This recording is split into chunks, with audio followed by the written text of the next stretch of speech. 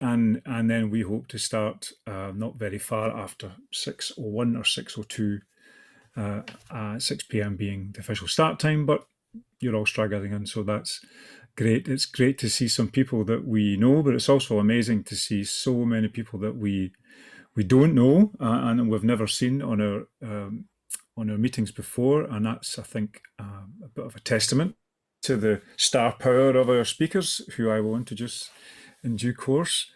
I'm just going to start calling out these names. Hi, Leela's iPad, you've entered the waiting room. Thank you for coming in. This is great fun. Pat Bushell, hello, Pat. We know you very well, Pat, from Plymouth. Nice to see you. Who else? Sarah Vaughan. Not the Sarah Vaughan, maybe a Sarah Vaughan, but I'm very pleased that you're here, Sarah. Thank you very much. Mandy Singh Moore has entered the waiting room. Thank you, Mandy. Well, welcome to Connection, Meaning and Politics, hosted by the Alternative UK with Jeremy Lent and Indra Adnan. We have a lot of fun tonight, a lot of big topics to explore of world-changing significance, and we'll be doing that within the next 1, 2, 3 minutes.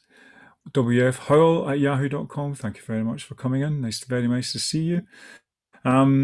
Yes, that's a good idea. Someone suggested that we may sort of describe where we're all from in the real world rather than in the virtual world. Well, I, Pat, and Indra are both not very far away from each other in London, UK. Jeremy, I think, I know you're in San Francisco, I think, is that right? Berkeley, I'm California, not sure what, actually. Berkeley, California. I mean, is there anywhere more civilizationally beautiful than Berkeley, California? Thank you, New Perception. New Perception has come in. Thank you, David J. Nice to see you too. We have a 3-figure sum coming in tonight, so you're all extremely welcome.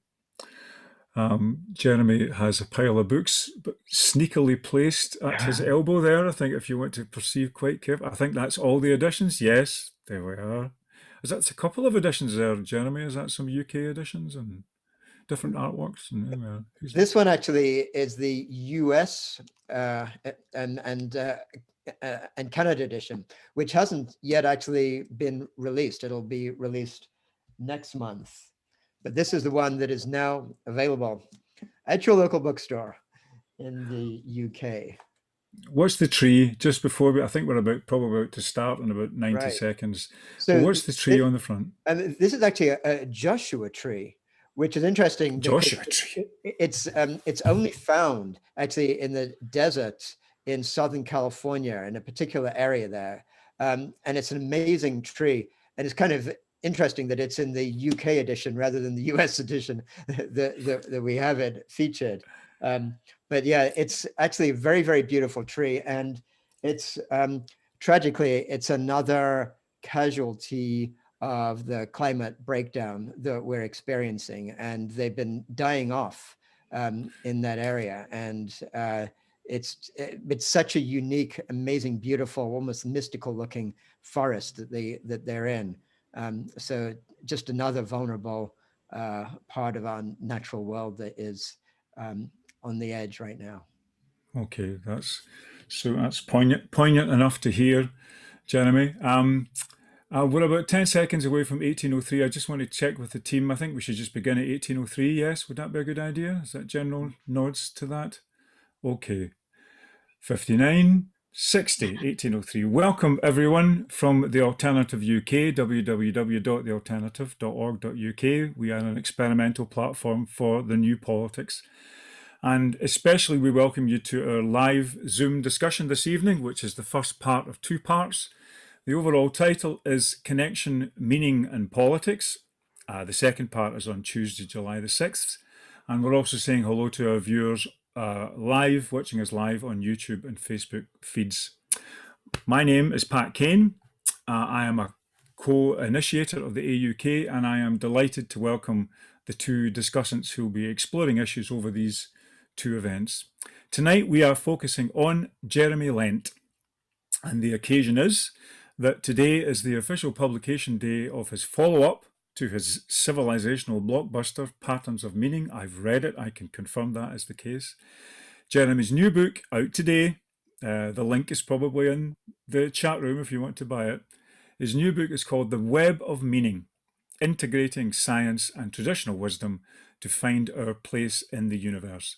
Now, the only one thing to say about this book is that in terms of our various crises of disconnection, whether that's disconnected from a disrupted biosphere, disconnected from each other through technology and polarization, disconnected from a sense of purpose in our initiatives and enterprises, this book isn't just very interesting and a multidisciplinary triumph, it's also important and vital.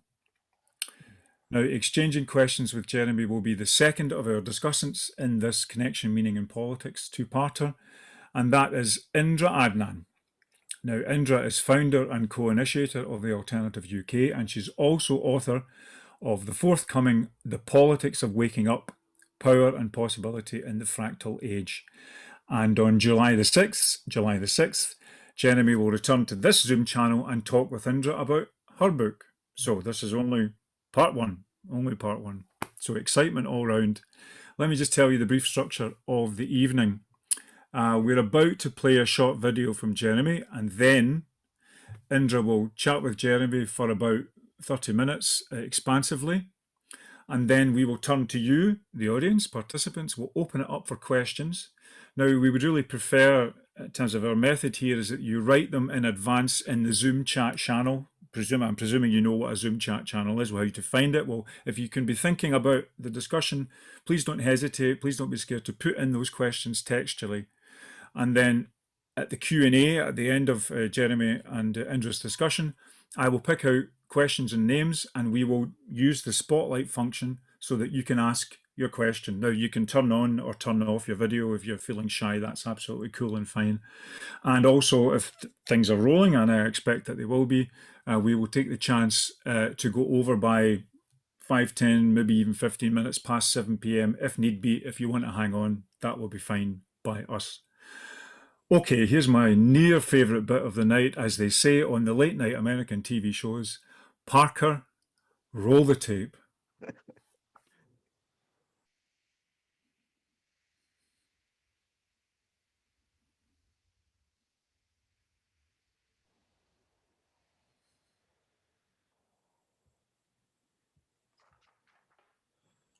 Okay. Thank you. That was beautifully explanatory. And now, Indra. So hi, everybody. Good evening. My name is Indra Adnan. As Pat explained, I'm the founder and co-initiator of the Alternative UK. And I'm so thrilled to be in this conversation with Jeremy. Now, can everybody see Jeremy in the spotlight? That's right. That's great. Thanks very much. And I can happily go for the next 20 thanks, minutes. Pat. Yeah. So Jeremy, first of all, thank you so much for your book. I mean, for me, it's been a profound experience to work my way through it and it feels to me like you've given me an architecture of a possible future, which is beginning to sort of solidify under my feet. It's a profound experience, and I can't possibly do it justice here in the next 30 minutes. So I really recommend to everyone that you buy the book and spend time with it, because it's a slowly unfolding revelation. But let me step back from it a bit. And to ask some of the questions that have been bubbling up for me as I'm reading it. So first of all, from that video and also from reading the book, you make what I think is an astonishing claim.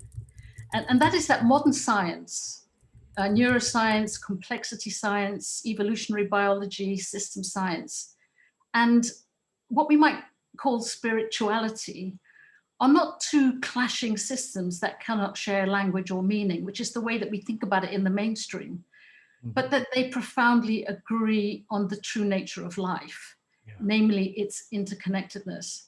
So what I'd like to know is, how did you get to that conclusion? I mean, what was your journey to get to that place? Because I feel there must be something personal in this.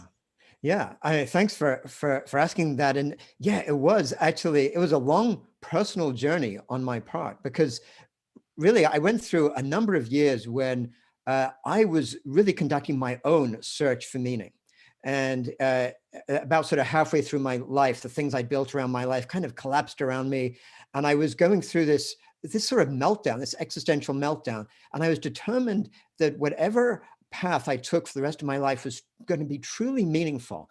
And here was the thing, I wanted it to be integrating all the different parts of my being. You know, everyone around me would say, oh, well, science is over here and spirituality is over there, and don't try to sort of connect them together, or here's the modern way of looking at things, here's the ancient way, unrelated. But I wanted to find some way of finding meaning that really integrated them all. And that was the path that that I took. And as I started to read the sort of mainstream introduction to science books, and this is what it's really about, it seemed like it was a hopeless task. You know, science said very clearly, we live in this meaningless, reductionist universe filled with, you know, innumerable billiard balls. One thing just hits another, and there's no meaning to any of it. But I was having trouble holding that, but it was ready to accept that if need be. But then as I started to look into modern systems ways of looking at science, systems thinking, evolutionary biology, complexity science, it started to talk about the connections between things. And to me, a light bulb went off when I was also reading spiritual works from the past, whether Buddhism, Taoism. And in particular, there was a school of what was called Neo-Confucianism, sounds very arcane, from about 1,000 years ago in China, which pulled some of these together. And their looking at the universe was about the connections between things, just like modern science was pointing to. And a light bulb went off, and I began to realize that actually what our modern ways of looking at science from the point of view of connections was pointing to the same underlying sense of connectedness that wisdom traditions took us to. And a lot of these years in which I've written this book is to show how that lays out in all the different aspects of our lives. Hmm. So even as you're talking, I can feel myself being lifted out of like one way of thinking, and almost like one kind of planet almost, and invited to be on another planet. But it's very interesting that that also orientates you in a different part of the world, in fact. So can you say a little bit about that? I'm quite curious that that at this time, is there something very modern and of this time that we should be looking elsewhere other than this dominant mindset? You know, is it another part of the world? And also curious that China is implied in that. So it's getting already very, you know, very much of the sort of you know, what the mainstream would react to that as an idea. So just tell me a bit more about how you got there, or what it feels like to you. Yeah, well, you know, it's a very interesting time that we live in, because on the one hand, we live in this time of devastation of what our society is doing to the living earth around us and to indigenous and traditional cultures around us. At the same time, really this generation is in many ways the first in all of human history to be able to access the true deep treasures of wisdom from all cultures around the world, from indigenous cultures, as well as other spiritual traditions, and incorporate them into a true meaning making. That's something that generations in the 20th century were beginning to do, but oftentimes it was this kind of fetishism or Orientalism or this kind of romanticization of whatever's out there. And I think we have the opportunity now in this generation, and we need it. It's not just the opportunity, but we absolutely we're at the critical edge where we must find a different way of making meaning if we're going to redirect where our civilization is headed. So it's both this necessity and unique opportunity to bring all of the accumulated wisdom of the human experience on this earth to bring to bear, to find a path forward for humanity. And that's what this is about. So most definitely, when most people and in the mainstream world, when they think about philosophy, or even if you go to a university to study philosophy or something like that, basically what you're told is philosophy is the Western tradition, from Plato to Descartes, and that's what philosophy is. And what people don't tend to realize is there are so many deep, very different ways of understanding the universe in different cultures. So part of what I've tried to do in this book is weave them together, not in a way to try to get all romantic about, yeah, we've got to go back to our roots or this or that, but to actually look at what is the great wisdom that indigenous traditions tell us, that Buddhism, that Taoism, all these other traditions offer us, that we can integrate with science so we can find both a new and ancient way forward that incorporates the old, but is very much looking into the future for humanity. I mean, again, what my experience as I was reading is more or less as you've just described, that you don't create a competition between two cultures. In fact, you're adding to something, and quite often you suggest something new and then you bring it back to something we already know, and then make a bridge between those things. For example, one of the things that I hear myself saying quite a lot is that we need to get beyond the binary of things, and at the same time, as you keep showing us, the binary is also useful, so for example, I love this, you introduced these two new concepts to me, Yu Wei and Wu Wei. And I'm going to ask you to explain that a bit, but what I loved again was how it also mapped onto what we've been talking about over here of left brain and right brain. There's something similar and yet more. Right. But anyway, back to you. Yes, that's right. And that's actually, pretty much how I start off the book. It's actually this inquiry as to this sort of big question we all ask ourselves at some points in our experience is, who am I? And in fact, the book itself is structured according to these big questions. Who am I? Where am I? What am I? How should I live? And that's the structure.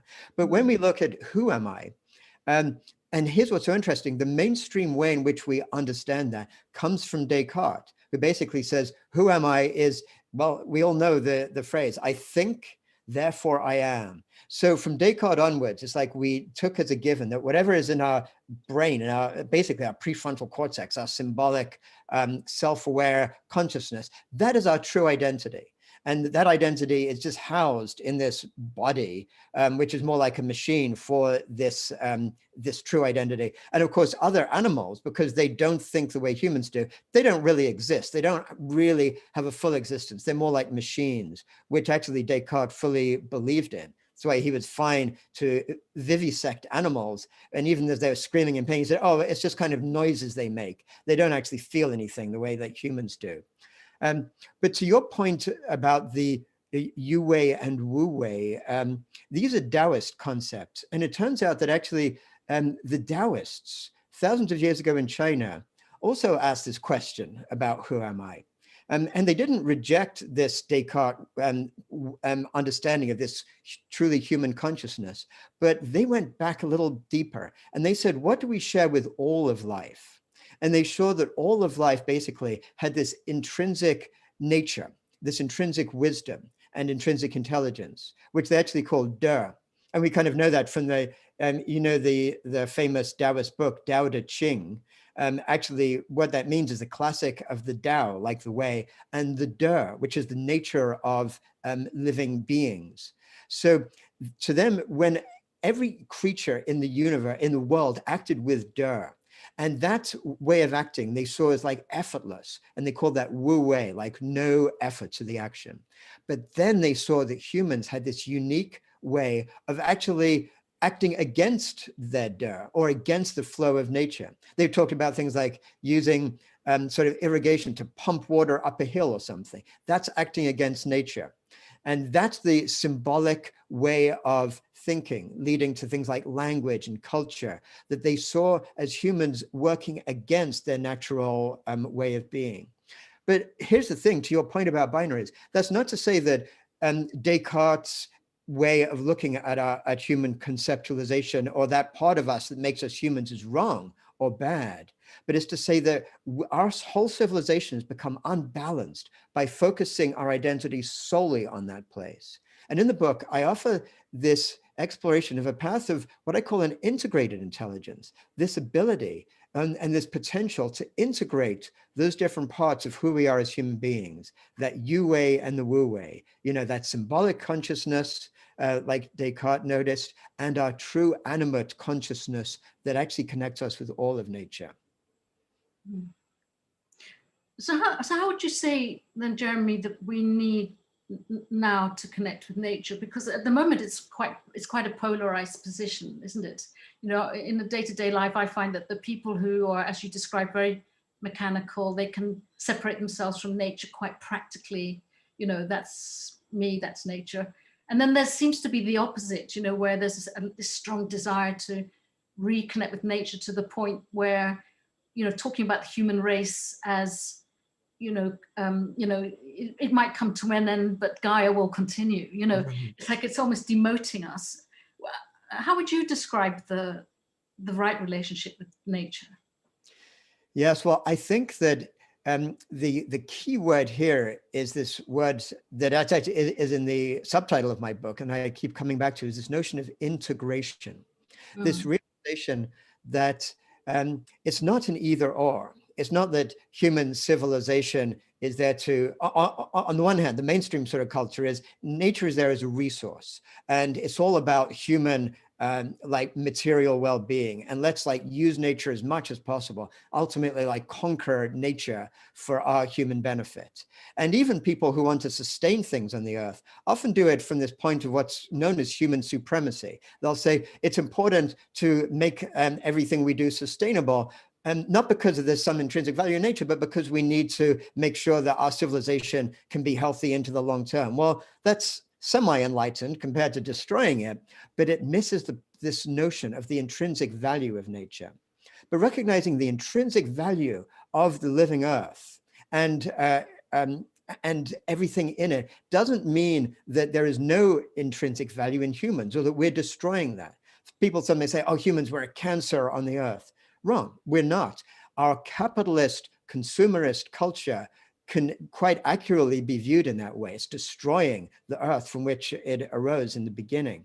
But we as humans have the potential to actually celebrate who we are as a unique species within an innumerable amount of unique species on this earth. And what we bring is this ability to actually take technology, to take our self-conscious awareness and use that not to destroy the earth, not to exploit it, but to develop a symbiotic relationship with the earth, so that the rest of the more than human nature can thrive, while we as humans also thrive, working together to regenerate the earth, not to destroy it. Mm.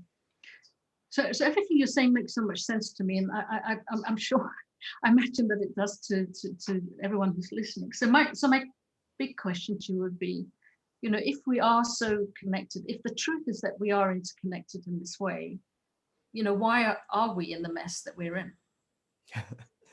Yes, yeah, that is a great question to ask, and we have to really peel the onion back, or kind of through different layers of history to really understand that. I mean, when we look at the separation worldview that we live in right now, there's layers of that separation. There's one layer that emerged when humans developed agriculture and became sedentary, and we fenced nature off from our life, kind of thing. There was the wilderness out there, there's our cultivated fields there, and fenced other people off from our lives, creating hierarchies and the value of wealth and all that kind of stuff.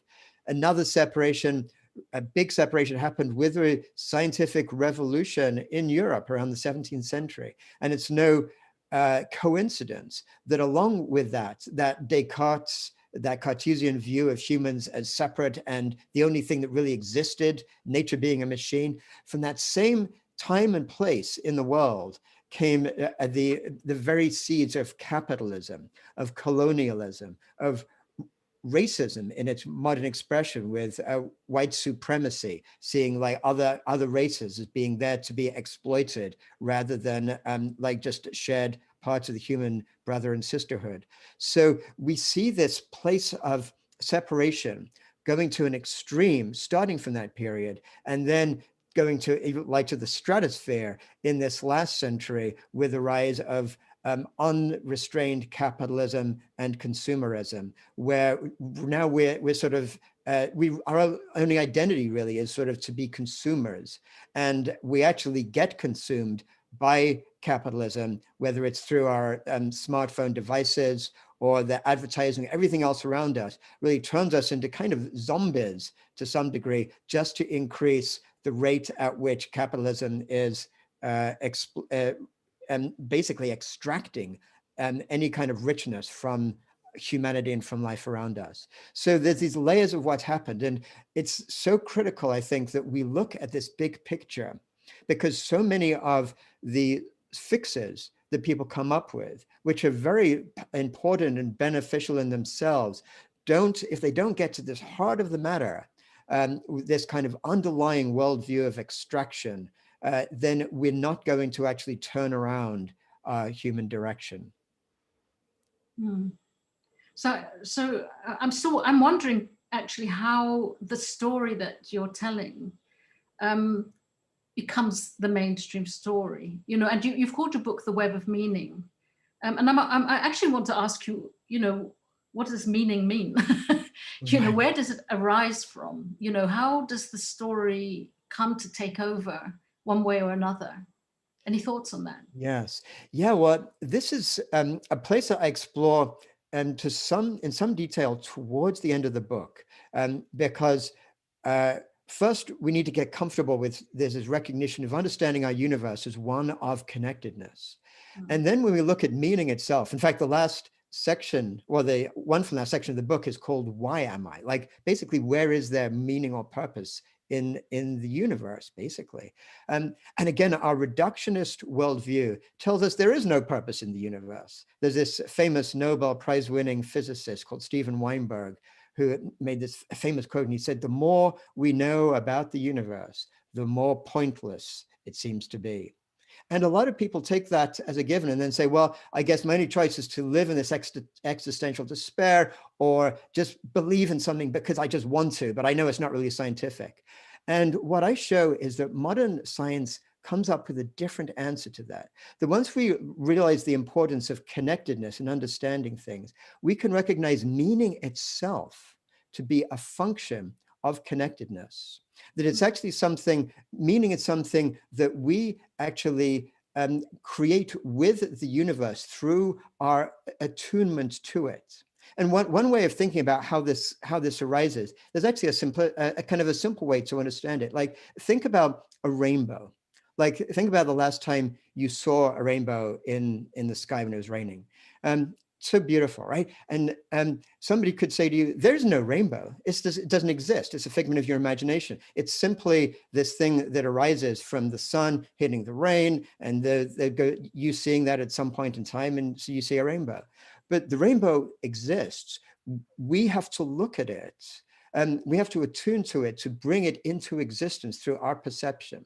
So at that moment when you saw the rainbow, there was like millions of rainbow potentials out there, but only one rainbow that you actually bring into existence through your perception. Same with meaning. We can numb ourselves to the intrinsic meaning arising from connectedness in our web of meaning with others and with the universe around us, or we can open to it and attune to it and resonate with it. That's our choice that each of us can make as human beings.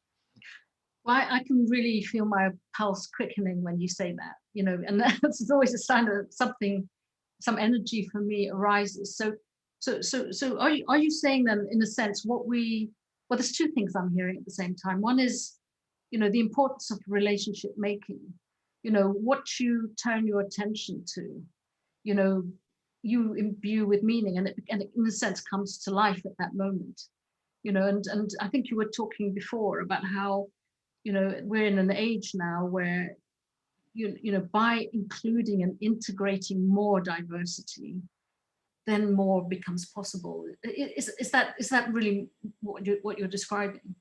Yes, and I think diversity is a really key element there, because oftentimes people who see there's something wrong with our modern culture and our modern mainstream worldview will go to the other side and will focus quite reasonably and quite well on we're all one, and we need to recognize a deep oneness. Everything is ultimately one.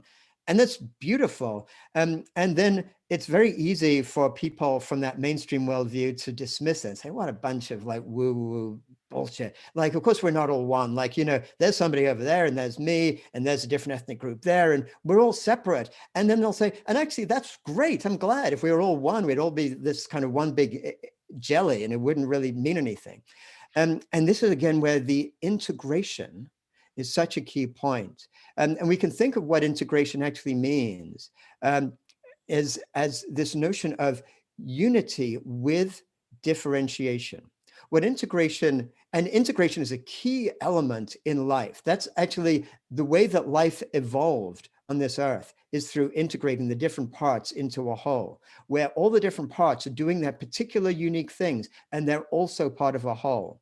So similarly, if we think about our society and integrating with our society, it means celebrating the differences between different people, between different genders, between different ethnic groups, celebrating them, and also recognizing that their difference allows them to actually contribute richly to make the whole way better, way bigger, and more special than it otherwise would have been. So it's a celebration of difference and diversity, and a celebration of that being part of a greater whole, which arises when our identity expands beyond just our particular limited area to recognize that actually we are part of these greater circles of identity. Yeah, I mean, I could feel I could feel the very importance of that, you know, particularly at this time when there's such a call for freedom and autonomy and taking, you know, this whole notion of taking back control of your life. You know, you've got to live it on your own terms. Really prizes autonomy, and you know, certainly from a psychotherapeutic point of view, it's a very important element. And yet, the idea that autonomy is separate from community, you know, is a false idea. And I love that continually in your book, you're saying this and that, you know, right. And sort of giving a lie to the false division. You can be two things at once, in other words. Mm-hmm. Yeah, that's exactly, Indra. And in fact, there's a key theme comes through the book that I know is also a key theme in your own writing, is the sense of the fractal nature of how our communities exist within larger wholes. And so in this sense, like the idea of autonomy, the idea of freedom, the idea of wanting to flourish for ourselves, beautiful, fantastic things to really get behind. But what's key to recognize is that flourishing only exists within a fractal connectedness with larger elements around us. So my flourishing as an individual relies on what I'm doing within myself, as well as the people close to me, as well as the community I'm part of, as well as all of human flourishing and all of flourishing on life and earth. And so once we recognize our identity as being fractal, as being basically part of much larger and larger beings around us, one of the key things we learn is this phrase that I call fractal flourishing, that the flourishing of any one element within that fractal hierarchy of all of life, the flourishing can only happen fully when all the other fractal layers are also flourishing. So then it behooves us to look to those greater layers as well as our own individual layer of flourishing, and realize that those all happen together. And in fact, when I'm truly pursuing my full flourishing, I'm not doing it at the expense of those other layers. I'm actually engaging in making the rich, diverse flourishing of all those extra layers, just like any species within an ecosystem. When it's really healthy and doing well, it's actually contributing to the ecosystem, not taking away from it. So in some ways, I think you're saying that it's true to say that we should follow our, you know, our passion, become our whole self. And yet you're also saying that that isn't a selfish thing, in fact. It's kind of your obligation to the whole. Does that kind of get it? Yes, I think that does. And I think the important caveat along with that is that it's easy to misinterpret that notion of, you know, if I pursue my passion, then that must be for the good of everybody. It's easy to misinterpret that if we look at a limited layer of what is good for us. So if I just, you know, if I'm a wealthy person, I just have a great passion as like flying on my private jet to some private mountain slope so I can like ski down these black Black Diamond Slopes, I'm pursuing my passion. And I might take that phrase and go, great, I'm really pursuing what really matters to me, so it's for the great benefit of all. But that is a delusion, basically, that arises from a limited sense of identity. So we have to do our own inner work to basically break through those barriers of identity within ourselves. And once we really start to understand our deep identity, then we touch into our deep connectivity with others around us. And that sense of that fractal identity, that sense of being part of something much larger.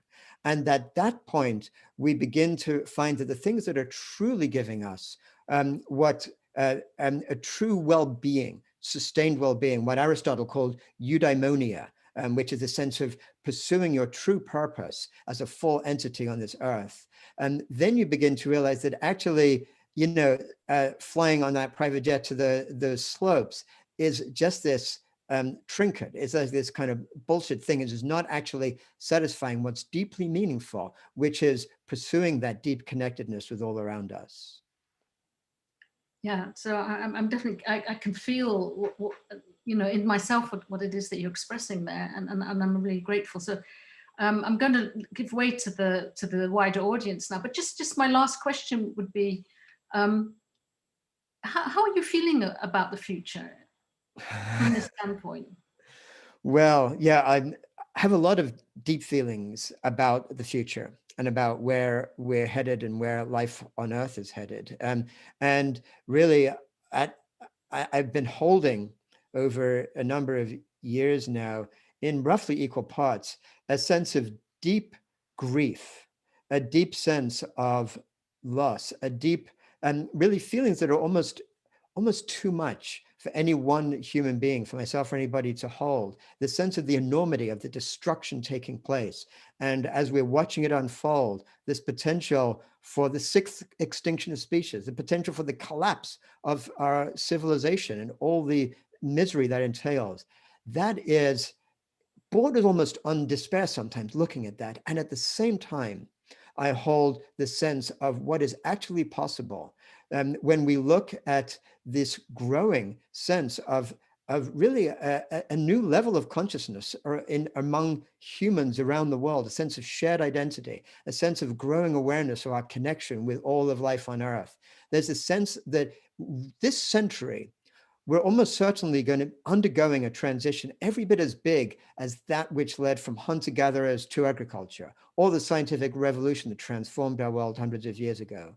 We don't know which way it's going to go, but we do know there is a potential for us to transform towards this long-term human symbiotic relationship with life on Earth, where we can actually transform the very ways in which we have our economy work, our society, our way of being together.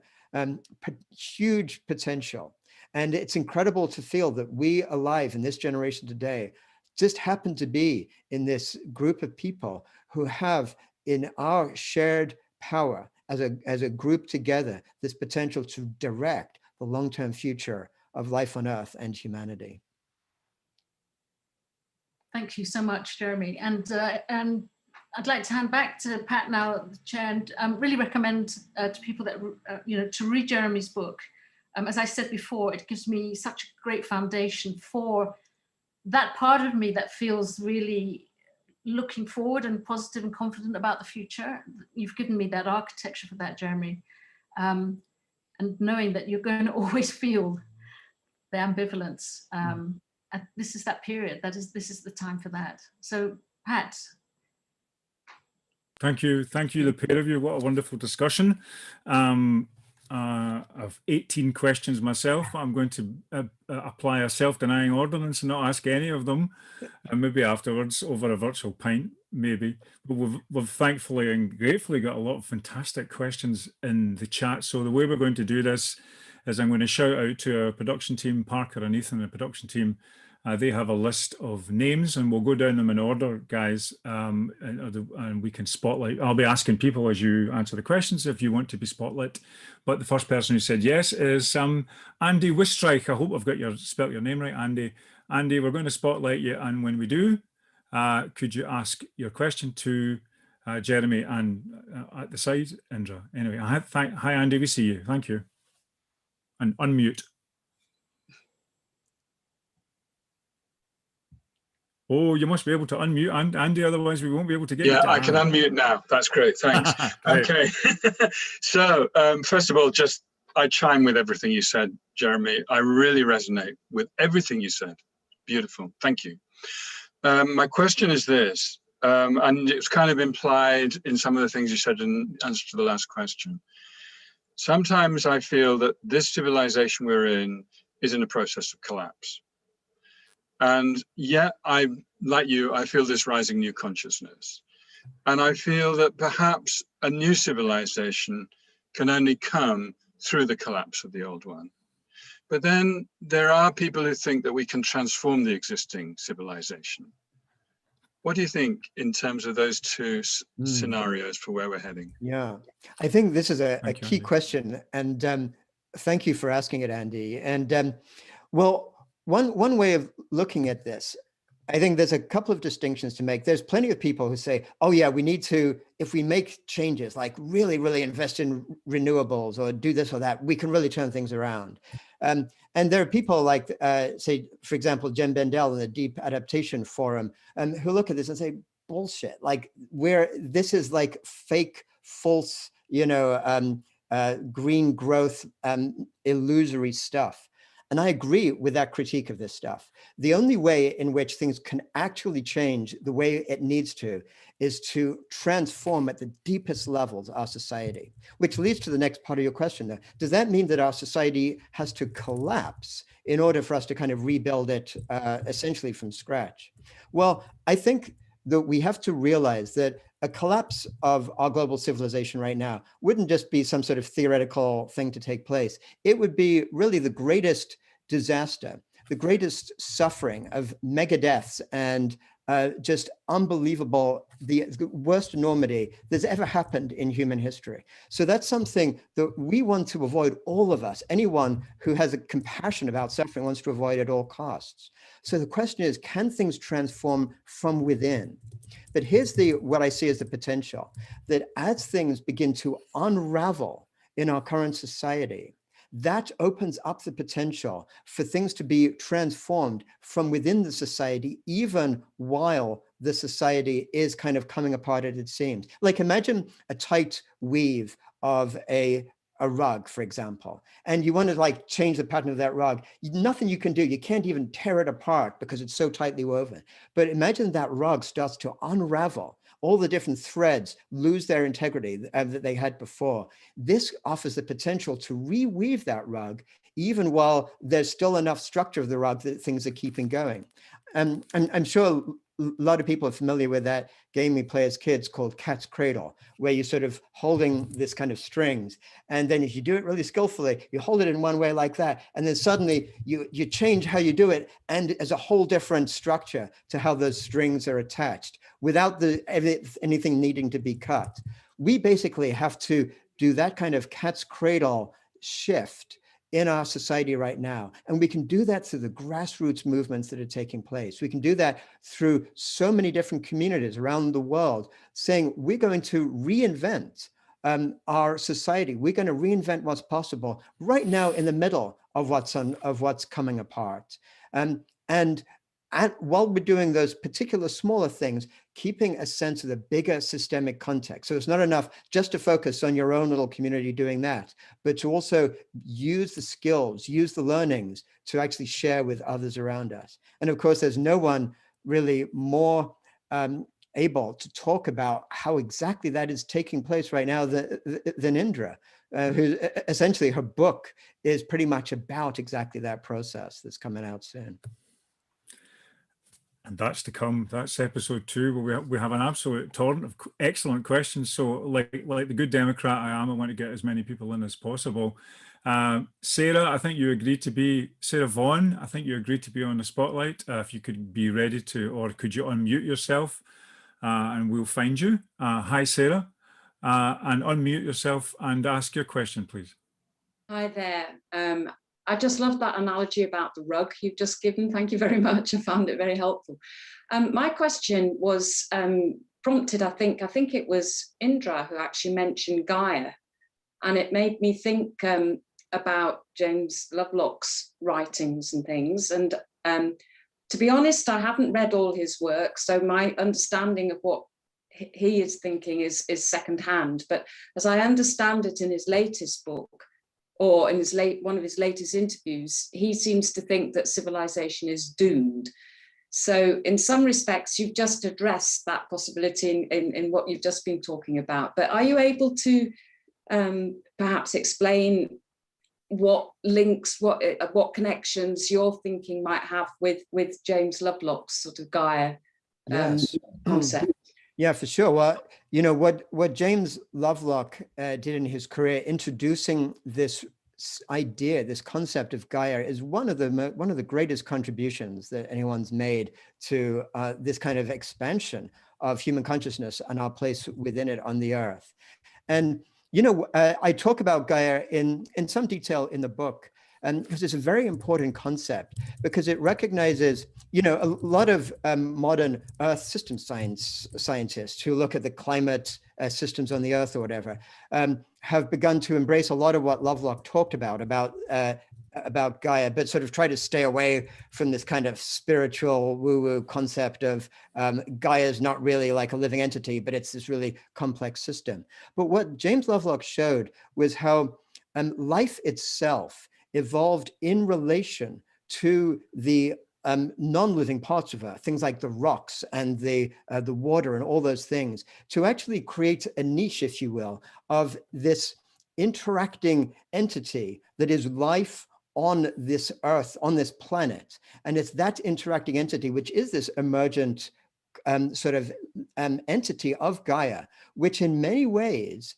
is actually a living entity, that even though it's, if you define life tightly, it meets some of the criteria, but not all. But it's very reasonable to see a certain purposive quality in Gaia, just as evolutionary biologists have now begun to see in life itself. Profound contributions. Lovelock, in the last decade or so of his life, he's now well over 100 and something, just an amazing person. But I think his way of looking at things might have gone a little bit unbalanced in some regards compared to some of the great insights he's contributed to our life, to our understanding in the past. And he does tend to be, he's even gone a little bit in the sort of eco-modernist place right now, as I understand it, talking about how, well, even if humans, everything collapses, technology, we might end up in this kind of sort of post-human techno utopia type thing, and that's okay. That's like where we're going. So I wouldn't want to delve too much into some of his ideas that he's where he sort of found himself right now, but I would absolutely just give him so much gratitude for how he helped us with this understanding of recognizing that when Indigenous people talk about Mother Earth, and when they tell us that actually we are all related and that we can actually thank our mother for life on Earth, they're not making it up. This is not some romantic idealization. This is what science actually points us to as the deep reality of life on this planet. Oh, Jeremy, I have another 40-minute discussion with you in a pub about whether a robot is an outcome of natural human evolution, but we'll leave that to the side. I want to spotlight someone else who's an old friend of the Alternative UK, but has a scorching question. Phil Tier. It would be great if we could shine the spotlight on Phil. And Phil, ask your question if you're available. And unmute. Unmute. Excellent. Thank you. Thanks, Pat. Thank you, Jeremy. It's really, really, really inspiring talk. I love the cat's cradle. It reminded me of Guy Deleuze and the idea of creativity being like origami, where you just fold, unfold, and refold the same basic material and an infinite number of sort of outcomes. That wasn't my question. My question was, there was a moment in the mid-70s when people were exploring the connections between Eastern and Western philosophies. I was thinking of books like The Tao of Physics by Friedrich Capra and The Zen and the Art of Motorcycle Right. Maintenance by Pilsrig. Yeah. Were you inspired by these books? And why do you think this moment has come around again? Both those books were published 74, 75, you know, and it seems like this is in the air again. This sort of this. Yes. Yeah, you're right. Yeah, thanks for that perspective. Those are two of my favorite all-time books, actually, The Tao of Physics and Zen and the Art of Motorcycle Maintenance. I was inspired by both of them. And in fact, Fritjof Capra, who wrote The Tao of Physics, you could always, as close as I can say, I have a mentor, I would say has been my mentor. I'm fortunate to live in the same city as him. And a lot of his work beyond there, actually, he wrote a book called The Web of Life and the Turning Point, actually in the 80s and the 90s, which were profound in like really groundbreaking in looking at modern systems thinking and recognizing how that led to this transformed way of looking at things. And I'll tell you just a funny little story. I was reading one of his books when I was trying to really understand things in this different kind of way. And there was a chapter called something like An Introduction to Systems Thinking. And that sounded so boring to me. I was going, maybe I can kind of skip this chapter. I don't care about systems. It just sounded so boring. And then as I read it, it was like, oh my God, I now was beginning to see things in a profoundly different way. So, so why is it things happening now? You know, honestly, I think that we in this generation now need to be profoundly grateful to all the pioneering work that was done in the 60s and 70s, for the most part, by so many people in different areas. This is one area that you just talked about. Then there are people who brought Buddhist and Vedic teachings from Asia into sort of mainstream thinking in the West. And there are so many different people from those times, or people who discovered the power of psychedelics and sort of began to open up people's understanding to that. And a lot of them got shut down by this reaction to this opening up that was taking place in society. And then, of course, we know the last few decades have been defined by the rise of neoliberalism and basically the absolute pushing away of all of those ideas. So it almost got to the point where people would be a little bit ashamed of saying, well, I'm not, that seems a bit hippie-ish or whatever, like try to dissociate yourself from this opening of consciousness that took place in that time. And I think right now, what we're seeing, it doesn't take a genius to see the failings of neoliberalism and to see its destructive implications around the world. And we're also seeing this unraveling of the world as it is right now. So we have new generations like Greta Thunberg's generation and others who look at the future and say, we're not accepting this crap. We're going to be growing into this society that's falling apart. We don't accept what our parents' generation have told us we should take for granted. And that's why I think there's this flowering right now of this recognizing we need to find another way of making sense out of things. And for those of us who are somewhat in an older generation than the teens or people in their 20s right now, I feel we have a responsibility to our future generations to help to map them out, to make those pathways as easy as possible for them to follow so they can create the future that we need on this earth. Yeah. Can I just add as well? Oh yeah, sure. We're in an interesting political moment, you know, because of COVID actually, where over this past year, there's been a lot of evidence that Southeast Asian societies have dealt with the COVID better than we have.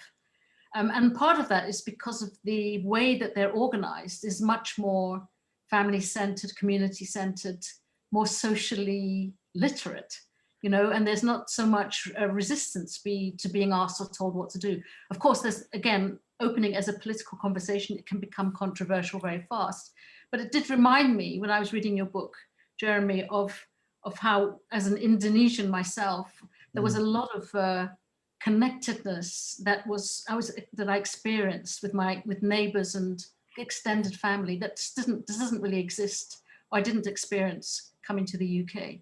Yes, I think that is so true. And again, we need to recognize that this worldview that is so dominant in this country, in the United States, where I live, this concept of individual libertarianism, and which is also quite strong in the UK too, of course, and that it has these, we've seen with COVID, the incredible limitations and destructive nature of this. When people say, I've got a right not to wear a mask, when they're not even considering the notion that it's not about their right, it's about their embedded responsibilities within community. And even if they don't get sick, they are taking this risk for others. And if there's ever been one sort of clear ethical point to recognize how our identity and our sense of ethics and values arising from that is all part of this fractal nature, this recognition of fractal flourishing. It's this whole issue of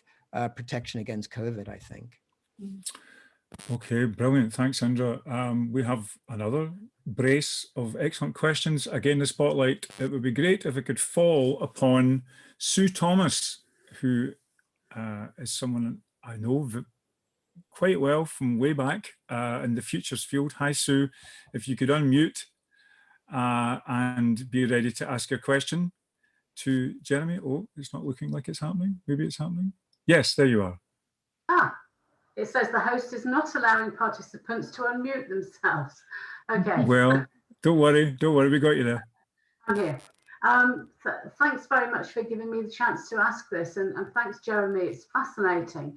And it made me think of this quote from David Abraham, which I thought seemed to imply that we should dive more deeply into the now before planning a new future. So I'm curious to know what your view is on this short quote.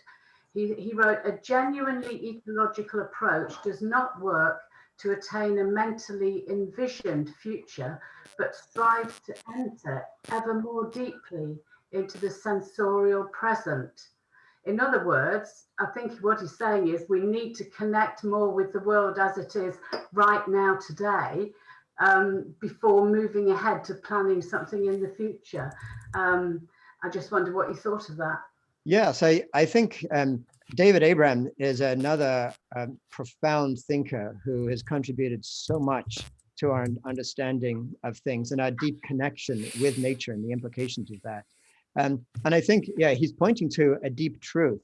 And if we come back again to this theme of integration that I talk about so much in my book, my intuitive response to what I heard you quote there was very much like a yes and type of approach, in the sense that he's absolutely right that if we get too focused on trying to make things happen, too attached to outcomes, to what we want to happen, we actually get to lose ourselves, and we get to actually even engage in the wrong way. You know, we focus on winning some battle against some fossil fuel company here or there, whatever. And even though that's right to be fighting that battle, we can actually end up losing our sense of engagement with the deep importance of life, this recognition that each of us is life, fighting for life, fighting for our own greater identity. So while I agree with all that, I also feel it's so important to hold these multiple things in our hands at the same time, because that way of thinking, if pursued too much, can lead to a bit of a kind of a spiritual bypass, if you will. And it's relatively easy for those of us who are in a privileged place to just say, okay, I'm just going to go into nature and I'm going to spend my time connecting with nature. This is now, this is the reality. And by doing this, I'm doing my part for what life wants. Well, that is an important part of it. And I'm not decrying that, but it's only those of us in a place of privilege that can even think like that. And we need to recognize as part of this interconnected web of meaning that while we're out there in nature, there are billions of human beings who don't have that opportunity, who are suffering the depredations of what our global society has done that allows those of us to have that luxury to do that.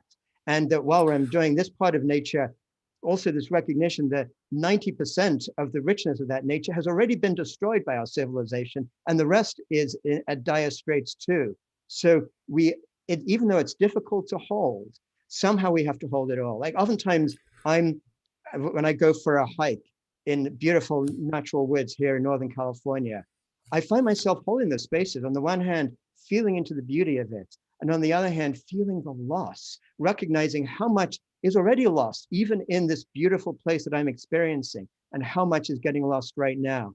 And unless we can hold those together and integrate them, not just hold them as two separates, but integrate them in our being, we're not going to do the work that is required from our generation. Jeremy, that's fantastic. Just to say, sorry, Sue, just a kind of housekeeping thing, folks. The official time, we're 1 minute over the official 7 o'clock. So if you have to go, thanks so much for coming, and hopefully we'll see you for part 2. But we're going to carry this on until 19:15 because there's too many good questions, and Sue will want to come back in just for a minute, I know. But thanks for coming. See you next time. And Sue, what were you about to pick up on there, just briefly? Just briefly, I just wanted to say that, yes, I agree. And I think also the connection with nature can be quite a dangerous sentimental backwater, which makes people feel good, but kind of takes away their capacity to actually do anything productive about it. Right. Let's hold that point. Let me hold that point and come to another speaker who we've queued up for Spotlight. That's Ken Royale. So Ken, if you can be ready to, I think you're mute. I think you've been unmuted from the centre. I'm asking you to unmute, and I think you've been unmuted from the centre by our excellent team. So, hi Ken, your question's great. Just a kind of simple vernacular question of it, a version of it would be just great for the collective. Thank you. Initially, Jeremy, thank you for your book. Resonated with it. Really enjoyed it. Pieced a lot of things together. Look forward to this next book. Thank you. The thing that troubles me, relating to everything that you've expressed this evening and in your book, the thing that really troubles me is this idea that we're already gone on the path of evolution, and we've already created the next level of evolution, which is the superorganism of the corporation and the megacorp. And we've lost now the ability to be able to control that evolution and the complexity of everything around us in society and technology. We've lost the ability of governments really as the only mechanism to try and contain them, that we've already moved on to the next step. And whatever sentiments we have, there's nothing we can do to contain it. What's your view on that? Yes, well, I feel that I'm glad that you raised this issue of corporations in this discussion, because I feel that it's critically important for us to understand that. And I wouldn't really conceive corporations and this corporate stranglehold over human society as the next level of evolution. But I think maybe more, I actually think of it more like an AI that's run amok. There are so many modern pundits who look at the risk of AI and they say, imagine like a paperclip manufacturer that was AI and it just tried to optimize for that. And then it turned the whole earth into one gigantic paperclip facility and destroyed all life in doing it. This is the danger of AI. And what they don't realize a lot of the time, we've already created that AI starting in the 17th century in Europe in the form of the modern corporation, whose sole existence is to actually turn natural resources into profits for shareholders and essentially make humans kind of consumer zombies for shareholder profit. And this has become so powerful that now, like of the top 100 economies in the world today, 69 of them are transnational corporations. They have the stranglehold over just about every aspect of our lives. And this is the elephant in the room we need to be aware of. But I think if we think of that as like this AI that's run amok, or almost like a cancer that's run amok, we can actually recognize ourselves as a human superorganism, we're on the cusp of this greater evolution. Humans, to some degree, are a superorganism. We are so interconnected that the decisions we make are something that arises from our deep integrated ways of relating to each other. But those of us who are actually really struggling for life, have to recognize that these corporations, they are the destructive factor on life's future on this earth. It's not the people. If we might look at the CEOs of these mega corporations or the hideous politicians like a Trump or whoever they might be, and see those as the people who are causing all this damage. They're basically really just conditioned agents of a system that itself is destroying life. And that's why we need to recognize, as a human superorganism, we have to empower ourselves to actually fight for life. We have to really help each new human born into new generations to realize that they can actually choose their values based on what's life affirming, not based on what these corporations are conditioning them to be and to act as. Okay, we're on the last run of questions. Just before I get to you, you've already been contacted, so be ready to be spotlighted. I have to direct you to the chat room or to the chat column because the links to both of the books of these wonderful speakers are there, and you can buy their stuff, you can buy their volumes, you can buy their concentrated wisdom. That's both Jeremy's Web of Meaning and also Indra's The Politics of Waking Up, which we are going to be talking about on July the 6th. Have I got that right? Yes, July the 6th. That's when our part 2, and that part 2 will comprise of Jeremy asking Indra the big questions. So if you've enjoyed this, you will love the next one. Okay, our final, we're really going to try and do a hard stop at 1915, and it's 1906 now. So, Rena, I think we had lined you up for a spotlight question. So if you could be ready to be demuted and selected. I think you talked something, I think you were the one who was talking about spiritual dentistry in your chat comment, which I'm very, very pleased to hear about. So if you can make yourself, if we can retrieve you and get you up, that would be great. There you are. And remember to unmute yourself. Or no, you'll be unmuted, I beg your pardon. Hi, Rena.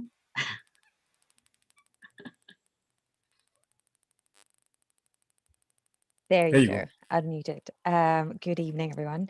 So yes, my question is, and like there's an awareness of we need to be more connected, and practical steps of campaigns. I was to address both, well, everyone really, but Indra and Jeremy. Would you be willing to just, I don't know, get the ball rolling for a proper, like campaign, the way that we campaign for banning and boycotting plastics, to this notion that we need to embed life-affirming rituals in terms of health. We're asking people wear masks and get vaccinated. Why aren't we asking that we, part of NHS or part of our healthcare plan, that we get therapy early, like not a must-have later when you can afford it, like a nice to have, but that it's part of our well-being, like I said, like a spiritual dentist. And even then, kind of nature retreats, not some privilege that you can only afford later, but it's really part of, like, and we can demand that, right? Like as proper public policy, that I'm paying taxes. I would like, as part of my taxes, yes, the road fixed, but also a spiritual dentist. So I'll end there. Yeah, such great points there, and there have been endless studies, which I discuss a little bit in my book, about the positive impact on health and well-being of being in nature. That's not even something to be a controversial issue right now. So that's a great implication. Why doesn't the NHS actually make that a part of well-being? And it's really a bigger issue of just thinking about health in general, that it's really not about medicine, about fixing things where this human machine gets something wrong, but actually laying the conditions for true sustainable well-being. And those conditions really begin at the beginning of life. And there's this wonderful author who I refer to in my book called Dasha Narvaez, who's an evolutionary biologist who looks at what she called the evolved nest, which is looking at how humans actually grew up in hunter-gatherer nomadic societies, and we as humans evolved in those societies. And they evolved, in those earlier times, they would grow up not in this authoritarian, disciplinarian place of separation. There'd be not just their mother and father, but allo mothers, like they'd be held by all of society around them. And they wouldn't have these disciplinary rules that they had to live according to as they were children. And they grew up healthy because that's how we as humans evolved to grow up. But in our modern society, the traumas begin right from the day, even in the womb. And then they begin right from the earliest months and years of infancy. You get these crazy, cruel ideas, like if a baby is crying, it needs to be kept separate and just left to cry out rather than be held, as if that somehow increases character, when what it does is creates trauma deep in the core beings of a person, which then can take many decades of work to sort of even get back in touch with and work with. So we have to look at these deeper layers and not just fix things on the downstream part, but look at fixing them on the upstream part to develop cultures of compassion and partnership all around us in community. Okay, this is the final question, and I'm just trying to find my notes. Yes, here we go. Josh, could you ask your question quite briefly, and if you could answer quite briefly, Jeremy, that would be great. So that's spotlight on Josh Malkin. Hi, Josh. I hope you're going to appear soon. Josh Malkin. I just wanted to say, Jeremy, about Yeah. the last your last point that you made, that there's another term, psychosocial health, which I feel is not enough in our vocabulary, because so much of what we think of as poor mental health is really the result of a poor society, that can't allow us to get our needs met, and that moving into relationship, as you described, starts to heal that, in fact, without the need of a special doctor. Yeah, exactly. Anyway, over to you, Josh. Thank you, Indra. Yes. Yeah, I would absolutely echo that, Indra, and that's what we're trying to do in Nottingham with Sue Cooper and in Leeds with the Compassion Project there. But my question really, well, first of all, thank you to everyone who's working on all of these different levels, philosophical to actual activism. It's so important at this time. And my question is, how can we create a holistic advertising agency? Because these concepts need to be got across to ordinary people in a simple way. We live by myths that are evidently untrue, like the nanny state versus the mafia state, and other ideas such as that. The idea that freedom is, unrestrained freedom is actually about creating a flourishing society. So I would welcome any suggestions about how we can do that, and I'd be willing to work with anybody who's up for that too.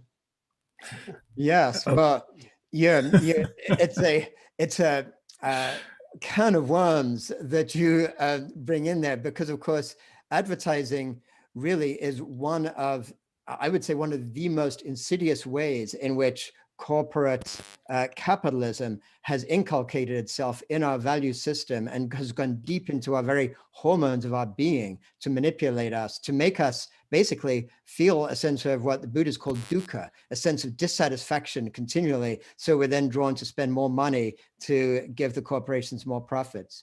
So I think the very first thing that anybody in that kind of industry needs to look at is who are they ultimately working for? There's this concept that, oh, we can do well by doing good. And anybody, who believes that and starts to say, oh, well, this company might be, a big corporation, but look at the good things it's doing in terms of shifting to renewables, et cetera. I direct them to read this great book called Winners Take All by Anand Giridharadas, who raises this concept that this whole notion of doing well by doing good is flawed right from the foundation. It's just another way to maintain this monster that is going on right now. So I think those who are in the advertising industry and who actually want to divert their energy to actually working for life and for the benefit of life can powerfully use their skills to actually look at how they can actually help to redirect global human consciousness away from those for-profit based type activities. And I would encourage that. Okay, thank you very much for your question, Josh. Folks, we'll have to bring it to an end. I knew we would have a wee bit of elasticity towards the end, so we've just about filled up our 15 minutes. We will mail all of you who've come to this event in the next few days to invite you to part 2 of the discussion, which is Indra being interviewed by Jeremy about Indra's book, The Politics of Waking Up, Power and Possibility in the Fractal Age, on July the 6th. Just some brief thanks. Thanks so much to Parker and Ethan Cook for doing online production. Thanks to Maria from the AUK for extra assistance. And of course, our total thanks to Jeremy Lent and Indra Adnan. They're eminently findable on the web. So if you want to follow anything up, pester them that way. Could we please do, if we could do a collective unmute at the center, and we can all try a round of applause for our speakers. 1, 2, 3, applaud. You can't hear everyone. No, I know, this is true. There we are. And thank you very much, Pat. You did a great job. Thank you. All right, folks. Thank you. See you in a few weeks. Everyone. Bye now. Bye-bye. Bye-bye.